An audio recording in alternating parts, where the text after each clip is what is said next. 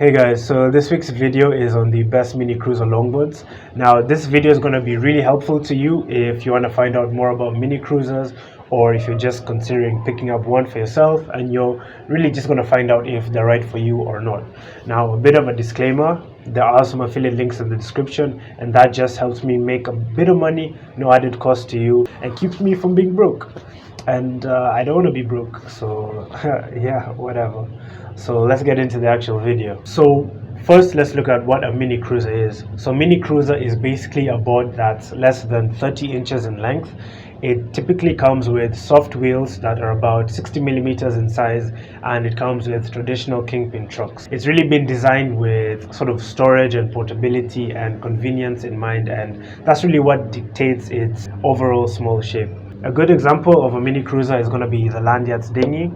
And yeah, that's basically what a mini cruiser is. So what type of skating are mini cruisers going to be good for? So mini cruisers are really good for those quick rides to wherever you need to go. So for example, if you need to quickly skate down to the corner store, or if you just need a board to carry you over that last mile, mini cruisers are excellent for that. They really excel as a last minute transportation option. And yeah, mini cruisers are also going to be super fun to just mess around on. Like, these boards are super nimble, super maneuverable, and you can do one or two tricks on them, and they're just very playful and enjoyable and fun to ride. Like, they're really fun boards. And yeah, they're also very storable, very portable. Because of the small size, they're easy to put away. And for example, you have to put your board under your desk at school, mini cruisers are perfect for that, perfect size for that. And if you just need to carry your board, mini cruisers are very discreet and very easy to carry around. Finally, they make really excellent boards for kids. Kids have trouble on the bigger cruiser boards, and mini cruisers are just basically the right size for them, and they're able to handle these boards better. Yeah, that's basically it. That's what mini cruisers are going to be best for. Right, so we've talked about what mini cruisers are good for. Now we're going to be talking about what mini cruisers are not good for. So after 5 kilometers, after 3 miles of riding, after 10 minutes of riding, mini cruisers start to suck. And here's why. Number one, mini cruisers all come with pretty small wheels, relatively speaking, to longboards, and these wheels just don't keep the momentum well.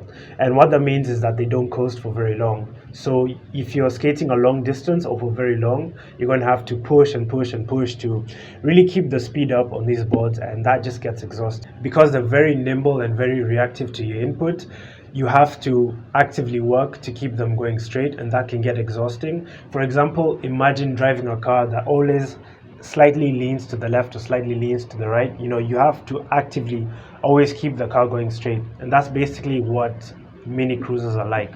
And you might not be able to tell this outright, but you can really feel this in your feet after a few miles of riding, and they're just not that great for skating longer than 10 minutes, longer than 5 kilometers, longer than 3 miles. They're also not the best for learning any sort of specific type of skating. And by this, I mean they're not the best for learning to do tricks, learning to slide, or learning to go downhill on them.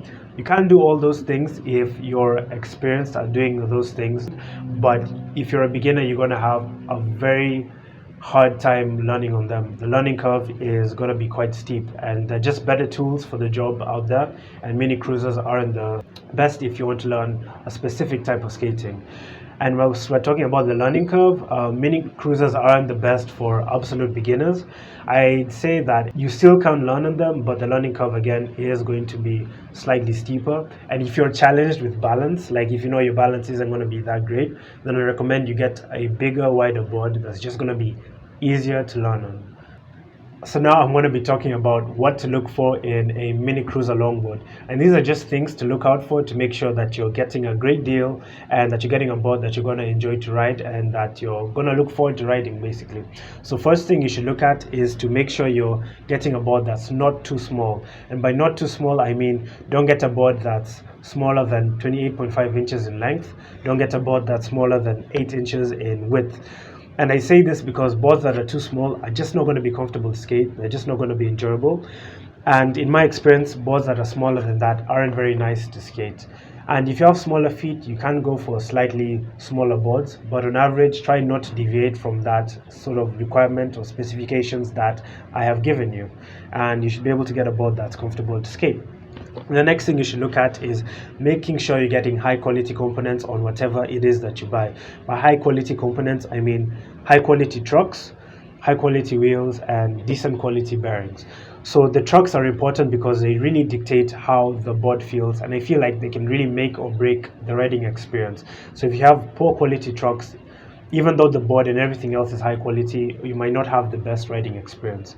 So high quality trucks come with high quality bushings and high quality pivots, and this just ensures that you have a smooth, controllable riding experience. And when you're turning, the turning is controlled. The board doesn't suddenly want to twitch on you, it doesn't want to suddenly wobble, and yeah, they just provide a really great ride. And for wheels, you want to get wheels that are going to be big enough. You want wheels that are going to be bigger than 60 millimeters in size, and this just ensures that they provide a smooth ride, that they roll smoothly. And yeah, otherwise, if you get wheels that are smaller than this, you're not really getting a cruiser, you're basically getting a skateboard. And those wheels don't perform the best in sort of most urban environments. You're going to be okay in the skate park, but if you're out on the road, they're not going to handle things like pebbles and roughness in the road very well. So you want big, soft wheels. And if you keep those few things in mind, you should be able to pick up a board that's going to be great to ride and that you're really going to enjoy riding. Right, so how much should a mini cruiser cost? So this section, I'm looking at the prices of mini cruisers and sort of the tiers of quality that they fall into. So I'm looking at low quality mini cruisers, decent quality, high quality, and overpriced mini cruisers. So for a low quality mini cruiser, you should expect to pay $50 to $80. And my example for this is going to be the Magneto Cruiser. This is actually a pretty decent cruiser, but it falls flat on its face because of the components. The wheels, trucks, and bearings are not very good, and that just brings the overall performance of this cruiser down.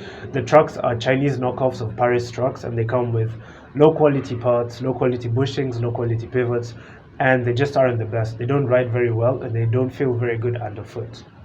The next tier of quality is going to be decent to high quality boards, and you're looking to pay between $100 and $150. And then this sort of price range is where you get your dinghies and where you get your Fireball cruisers, and these are just really excellent boards.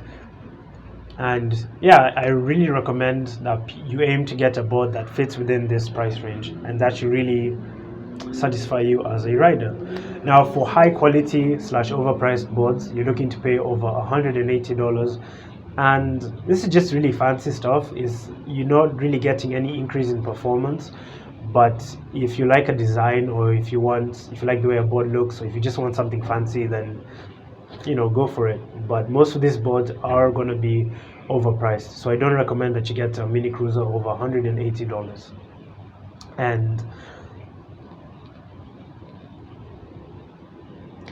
And yeah, though I have described that, it's not to say that just because a mini cruiser costs XYZ that it's actually decent. You can find different things of quality, but that is if you know what you're buying. But it is always going to be a good rule of thumb to go by. Right, so we've talked about pretty much everything you need to know, but now I'm going to be looking at if you should buy a mini cruiser or not. And this is just really help people on the fence who still don't know if mini cruisers are right for them or not. Right, so you should buy a mini cruiser if you want something easy to store, and if you want a portable board that's discreet when you carry it around. You should buy a mini cruiser if you want something to mess around with when you have time to skateboard. They're really fun, and they honestly put a smile on my face every time I go out and skate. So if you have a bit of time to skate and just want something to mess around on, mini cruiser is great for you. And you should get a mini cruiser if you want something to get you over a short distance very quickly. Now this next section is going to be the opposite of that. So don't get a mini cruiser if you plan on skating long distances, let's say longer than 3 kilometers, or if you plan on skating over 10 minutes regularly. Don't get a mini cruiser if you want something that's really comfortable and really easy to skate. They are quite nimble and can be challenging for some riders, but yeah. And don't get a mini cruiser if you plan to bomb hills, or if you have a specific type of skating in mind. You would rather get boards built specifically for that, and that's going to serve you a lot better than getting a mini cruiser. Right, and that's really the end of the video. Big thanks to my Patreons for supporting me. I'm able to make this content because you guys are out there supporting me, and I hope you guys enjoyed the video. If you want to talk about anything, leave a comment and I will get back to you. And yeah, man, thanks for watching the video. Hope it has been helpful.